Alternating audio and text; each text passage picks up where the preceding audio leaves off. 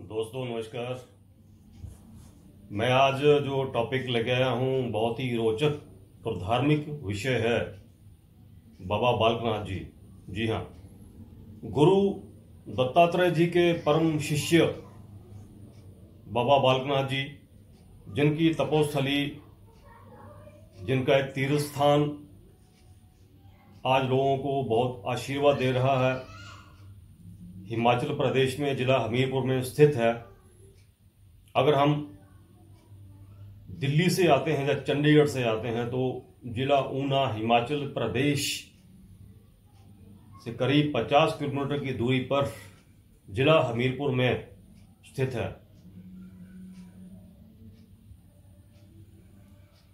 वहां से बड़सर की रास्ते में जगह पड़ती है बड़सर से हम जाते हैं शाहतलाई। यहाँ पे बाबा जी ने पहले तपस्या करी अपने तीसरे जन्म में। जी हाँ, मैं 3 जन्मों की व्याख्यान करूंगा। बाबा जी ने तीसरे जन्म में वहां पे तपस्या करी और माई रत्नों की सेवा की। उसके बाद बाबा जी गुरु गोरक्षनाथ के साथ वाद विवाद होने के बाद उड़ारी मार के योग विद्या से द्योटसिद्ध में पहाड़ी में प्रवेश करके गुफा में यहाँ पे बाबा जी ने अपना स्थान बनाया। यहाँ पे आज बहुत ही अद्भुत मंदिर बना हुआ है। यात्री भक्तगण वहां पे जाके आशीर्वाद पाते हैं। मैं पहले आऊंगा बाबा जी के पहले जन्म की कथा के ऊपर। पूर्व जन्मों के संस्कारों के अनुसार बाबा जी भगवान शिव के परम भक्त थे।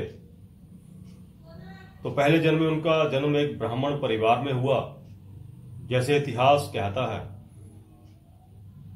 तो बाबा जी हमेशा भगवान शंकर की तपस्या में लीन रहते थे। तो ऐसे ही पूर्ण वृद्धावस्था प्राप्त करके उन्होंने दूसरा जन्म प्राप्त किया एक ब्राह्मण परिवार में ही, क्योंकि पूर्व जन्मों के संस्कार थे, भगवान शंकर की भक्ति थी। तो दूसरे जन्म में भी ये खासियत थी कि जब स्कूल में और बच्चे शरारत और खेल कूद में मग्न व्यस्त रहते थे, लेकिन बाबा जी अपने अलग एकांत में शिव भक्ति में लीन रहते थे। माँ बाप को ये देख के बड़ा आश्चर्य हुआ कि ये बालक कहीं योगी न बन जाए। हुआ वही। तो जवानी में बाबा जी की शादी करनी चाहिए, लेकिन बाबा जी ने इनकार कर दिया और घर त्याग कर दिया। घर त्याग करने के बाद बाबा जी ने पूरा भारत भ्रमण किया, हिमालय से लेकर कन्याकुमारी तक, और अनेक तीर्थों की यात्रा की। कहते हैं कि दिल्ली में भी एक यमुना किनारे, यमुना घाट पे बाबा जी ने अपने कुछ क्षण बिताए थे, ऐसा इतिहासकार कहते हैं। तो दूसरे जन्म में बाबा जी ने एक बूढ़ी औरत की यहाँ 12 घड़ियां बिताई थी। तो बाबा जी ने उनको प्रण दिया था कि अगले जन्म में, जो कि मेरा आखिरी जन्म होगा, मैं आपकी 12 वर्ष तपस्या के बावजूद भी आपकी सेवा करूंगा। जी हाँ, अगले जन्म में वही बूढ़ी औरत माई रत्नों के नाम से प्रसिद्ध हुई और ये तपस्वी अगले जन्म में बाबा बालकनाथ जी के नाम से प्रसिद्ध हुए। तो दूसरा जन्म पूर्ण भोगने के बाद वृद्धावस्था में बाबा जी ने शरीर त्याग कर दिया और तीसरे जन्म में बाबा जी गुजरात में पैदा हुए, जूनागढ़ के पास। पिताजी टीचर थे और माताजी गृहिणी। तो तब भी माँ बाप ने शादी करनी चाहिए, लेकिन बाबा जी ने गृह त्याग कर दिया और भ्रमण करने लगे। तो वहां से उनको फिर जैसे भ्रमण करते करते उनको गुरु दत्तात्रेय जी का सानिध्य प्राप्त हुआ। ये एक अलग विषय है। गुरु दत्तात्रेय जी का उनको सानिध्य कैसे प्राप्त हुआ और वो उनके गुरु कैसे बने, क्योंकि बाबा जी ने दूसरे जन्म में ही मोक्ष प्राप्त कर लिया था। क्योंकि वो जब भ्रमण करते करते हिमालय पे पहुंचे, इसी बुढ़िया ने, जो कि माई रत्नो बनी थी तीसरे जन्म में, उन्होंने उनको राज बताया था कि माता पार्वती जी सरोवर में स्नान करने आती हैं। कैलाश पर्वत के नीचे जो सरोवर बना हुआ है, तो वहां से आप शिव को जाके मिल सकते हैं। तो बाबा जी की आयु 80 वर्ष की थी, तो बाबा जी वहां पे चले गए। तो माता पार्वती जी उनको देख के प्रसन्न हुई, क्योंकि उनके पास तपोबल था। तो माता जी उनको कैलाश पर्वत पे ले गई। वहां पे भगवान शंकर ने आशीर्वाद दिया अमर होने का और सदैव 12 वर्ष का रहने का। लेकिन एक प्रकृति का नियम है, जैसा कि इतिहास में लिखा हुआ है, कि जब वहां पे ब्रह्मा विष्णु महेश प्रकट हुए, उन्होंने कहा ये सृष्टि के नियम के खिलाफ है मोक्ष की प्राप्ति। तो मोक्ष की प्राप्ति के लिए शिव के अलावा ब्रह्मा जी की या भगवान विष्णु की तपस्या भी बड़ी जरूरी है। तो भगवान शंकर ने, भगवान विष्णु ने आशीर्वाद दिया बाबा जी को कि जाओ, तुम्हारा तीसरा जन्म होगा और तीसरे जन्म में ब्रह्मा विष्णु महेश के रूप में तुम्हें गुरु मिलेंगे, गुरु दत्तात्रेय जी। तो तीसरे जन्म में उनको गुरु दत्तात्रेय जी का आशीर्वाद प्राप्त हुआ। उनसे नाम दीक्षा लेके बाबा जी ने पूरे हिंदुस्तान का, पूरे भारत का भ्रमण किया, तीर्थों की यात्रा की, लोगों का कल्याण किया।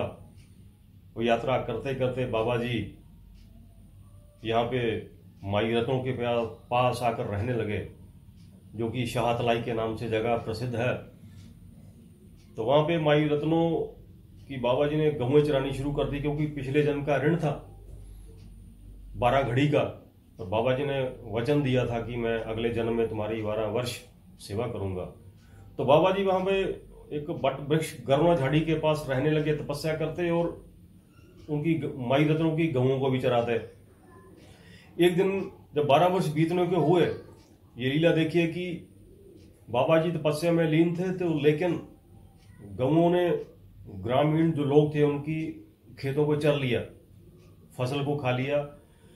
तो गांव वाले शिकायत करके माई रत्नों के पास आए, देख तुम्हारे बालक ने जो गौएं चराता है हमारे खेतों को उजाड़ दिया। तो माई रत्नों गुस्सा करके बाबा जी के पास आई, उनको उलाहना दिया कि तेरे भरोसे मैंने गौओं को छोड़ा था, तूने मेरा नाक कटवा दी, मेरी इज्जत खराब कर दी।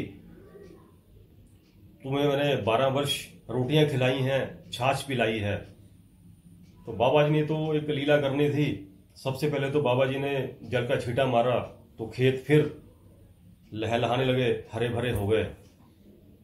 और माई रत्नों को उन्होंने दिखाया, बट वृक्ष में चिमटा मार के उसमें से छाछ की धारा बह निकली और रोटियां जो कि तो पड़ी हुई थी 12 साल की। तो उसके बाद वहां पे गुरु गोरखनाथ जी भ्रमण करते हुए आए। गुरु गोरखनाथ जी के शिष्य ने कहा कि वहां एक तपस्वी बालक रूप में, बहुत ही अद्भुत कांति वाला चेहरा, तपस्या में लीन है, क्यों ना उसको बाबा जी आप अपना शिष्य बना लें। तो गुरु गोरखनाथ जी उनकी परीक्षा लेने के लिए बाबा जी के पास आए। उनको कहा कि हमें बहुत भूख लगी है बेटा, पहले हमें गाय का दूध पिलाओ। तो बाबा जी ने एक औसर गाय, यानी कि जो गाय दूध नहीं देती है, उस पे पीठ पे थापी मारी, तो उस पे दूध की धारा बह निकली, जिससे उन्होंने गुरु गोरखनाथ जी को, उनकी पूरी मंडली को पेट भर के दूध पिलाया। तो इस बात से गुरु गोरखनाथ जी बहुत प्रसन्न हुए और आश्चर्यचकित हुए। उन्होंने कहा कि उन्हें इस तपस्वी बालक को, चमत्कारी बालक को मैं अपना शिष्य बना लूं। तो जो ही उन्हें पकड़ के उनकी कानों को फाड़ना चाहा, क्योंकि गुरु गोरखनाथ जी के जितने भी संप्रदाय हैं उनमें आपने देखा होगा कि उनके कानों में बड़ी बड़ी मुद्रें डाली जाती हैं कानों को फाड़ के। तो जैसे ही कानों को फाड़ने लगे तो उनमें से दूध की धारा बह निकली। तो बाबा जी ने कहा कि मैं तो गुरु दत्तात्रेय जी का शिष्य हूं और भगवान शंकर का उपासक हूं, आप अपनी मौज में रहिए, मुझे अपनी मौज में रहने दीजिए। लेकिन गुरु गोरखनाथ जी नहीं माने। उन्होंने अपनी योग माया से, तंत्र विद्या से, योग तपोबल से बाबा जी को बहुत परेशान किया, बाध्य किया।